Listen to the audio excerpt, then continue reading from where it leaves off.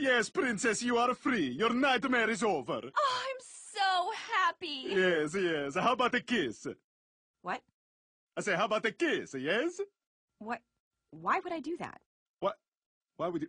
I just saved your life. Yeah, but I don't even know you.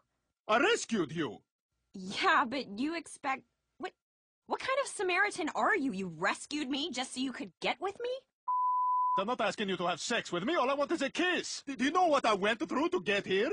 Ooh, you leaped a bunch of mushrooms. I'm so impressed. Well, you're the one who got captured by mushrooms. You know how what? the hell Don't does turn that this even around. happen? Don't flip this. I'm not. You got kidnapped by something that goes on a salad. Okay, it's a little more complicated. And by the way, I did not just leap a bunch of mushrooms. There were also these turtle shell things I had to jump over, and that was really hard. And the only help I got was every once in a while a gold star would appear up above me, and I would jump up and touch it, and it would go let,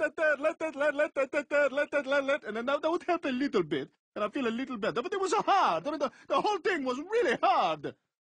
I'm not kissing you. Okay, screw this, screw it. Hey, dragon, you can have her.